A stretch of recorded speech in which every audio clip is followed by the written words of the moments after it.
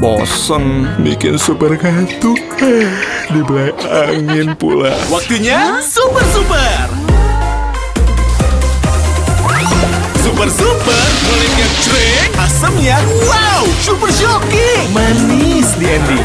Yuk, langsung on lagi.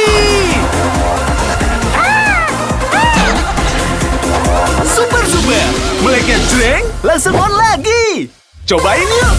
Kita.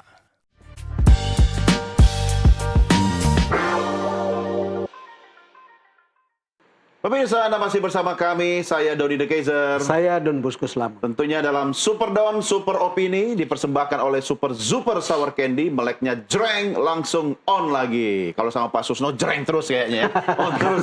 Cuma sebelum ke Jenderal Susno, saya mau nanya Bang Don dulu. Apa? Kan tadi Bang Don bilang, bisa, pasti bisa. Iya. Dari beberapa contoh itu memperlihatkan, yes, we can. Nah, cuma kan pasti ada proses. Betul. Kemudian ekspektasi masyarakat itu kan juga harus kita sesuaikan bahwa Polri-nya sedang menuju ke situ gitu. Betul. Abang sendiri percaya nggak untuk makan waktu berapa lama kira-kira? Saya nggak bisa menentukan waktunya. Tapi Saya ekspektasi setuju sebagai dengan masyarakat. Pak Susno untuk mengatakan memang sangat tergantung pimpinannya. Oke. Kalau kita besok dapatkan seorang pimpinan Polri yang memenuhi semua syarat seperti orang Garuda Iya. tadi, Bisa cepat ya. Robi Johan atau Jonan dan seterusnya, itu bisa cepat. Atau Don Bosco di industri media gitu ya. Wah, kita mah penggembira. Penggembira dong. Kalau Don senior penggembira, gue apa? Pak Susno, Iya. itu soal bisa tadi. Harus mulai dari mana? Ya, sebenarnya harus mulai dari pimpinan tertinggi. Kapolri maksudnya Iya, kan? Iya. PNK kereta api dimulai dari direktur utamanya. Set, bagus. Garuda dulu dimulai dari direktur Dirutnya. utamanya. Kemudian imigrasi dimulai dari dirjennya. Kemudian apalagi telepon mulai dari dirut teleponnya. Nah, sekarang polisi dari mana? Mulai dari orang nomor satu. Kapolri. Jangan kita ceramah tiap pagi pidato di apel pasukan yang dipidatohi ini sersan ini enggak. Yang begini kan presiden pasti tahu kan. Jelas. Dan apalagi di Indonesia ya. Indonesia itu kekuasaan presiden sangat besar. Presiden bisa besok pagi ganti Kapolri, kayak ganti menteri, tinggal bilang sama DPR saya ganti. Udah selesai. Iya. Terus kenapa nggak dilakukan? Aku belum jadi presiden, nggak bisa jawabnya. Pak Susno belum pakai wing-wing. Oh, soalnya. belum enggak. Jadi tinggal Kapolri. Kapolri perintahkan jangan saya harap tidak ada lagi. Saya harap. Tidak boleh lagi ada begini. Tidak boleh lagi ada yang jaga menolak ini. Nanti Kapoldanya yang Harus saya ganti. berani cut off. Iya. Kapolri kan hanya mengawasi 34 Kapolda kan. 34 atau 38 sekarang saya nggak tahu lah. Kemudian Kapolda hanya mengawasi sekian Kapolres. Iya. Kapolres ngawasi Kapolsek. Ya. Jadi tinggal berjenjang aja. Iya. Terjadi begitu, kamu yang saya ganti. Banyak yang mau jadi Kapolda. Mestinya seperti Perdana Menteri Cina, Zhu Rongzi. Zorongzi. Oh, zaman Siapkan Peti. 100 peti mati. 99 orang para koruptor, saya satu. Ya. Kemudian contoh negara yang sudah menertibkan polisinya, mereformasi atau revolusi saya nggak tahu. Hong Kong. Hong Kong. Iya. Dulu terkenal mafia itu dari Hong Kong. Ya. Suap menyuap itu dari Hong Kong. Yang pertama direvolusi oleh pemerintah Hong Kong waktu itu adalah polisinya. Ya. Ganti semua ya. Kemudian di Amerika Latin, apa Kolombia atau mana saya lupa saya. Dia ganti semua polisinya. Bagus. Karena apa? Polisi inilah hukum berjalan. Penegakan hukum. Dan semua tadi kata Pak Don bersentuhan dengan Polri. Betul. Ya Polri-nya harus diperbaiki. Nah, Polri diperbaiki walaupun tidak jadi seperti malaikat. Tapi setidak-tidaknya ada perbaikan sesuai dengan harapan masyarakat. No angel among us. Iya. Tapi tidak harus jadi malaikat. Iya.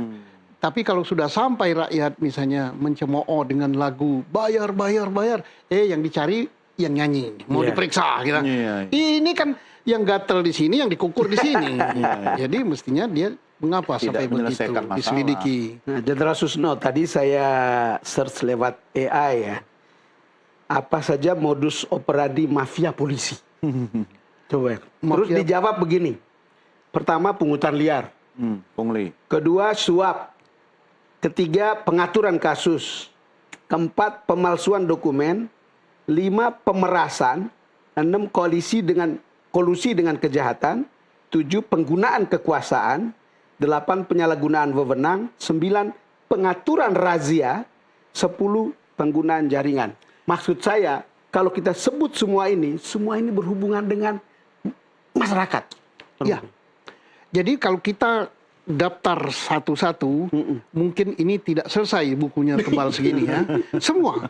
Ya karena semua maka kita simpulkan satu, yaitu perilaku. Ya, itu betul. Ini perilaku. Perilaku di dalam penegakan hukum, perilaku di dalam memberikan pelayanan, perilaku di dalam memberikan perlindungan, perilaku di dalam menegakkan keamanan dan ketertiban. Semua perilaku. Nah, perilaku itu identik dengan transaksional. Iya. Ujungnya duit. Perilaku perkara, perilaku ini. Nah, berarti kalau kita daftar panjang-panjang, tidak selesai 3 hari 3 malam kita. Betul. Baru buat daftarnya nggak selesai. Saya hanya karena tanya. Iya betul. Saya lihat 10 saja saya tidak minta. ada yang saya bantah. Itulah yang tidak disukai masyarakat. Berarti yang dirubah itu perilaku. Nah, supaya perilaku itu berubah, siapa yang harus merubahnya? Pimpinannya. Siapa pimpinannya? Ya Kapolrinya. Nah, Kapolrinya yang harus merubah. Kalau saya nggak bisa, ya paling ngomong kayak gini kan.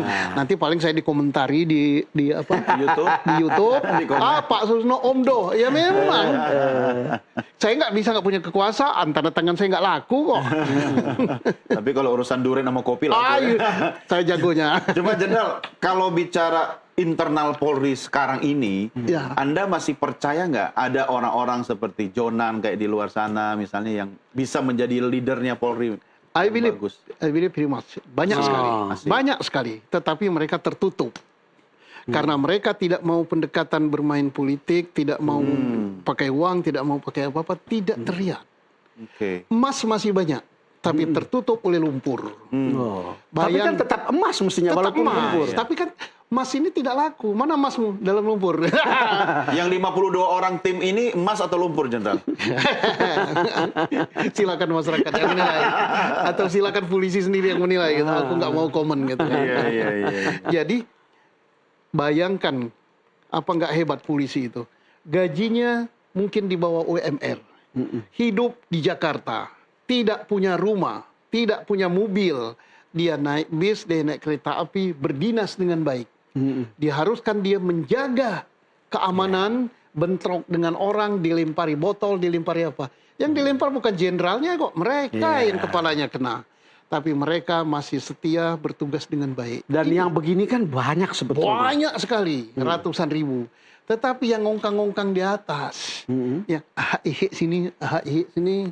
Terima setoran. Enggak, aku nggak bilang gitu. Katanya KPI orang di bawah itu adalah berapa besar setoran. Iya, inilah yang merusak Polri. Rusaknya Polri itu, jadi katanya Pak Mahfud, busuk dari atas tuh yes. Tapi akibatnya yang kena dampak apa?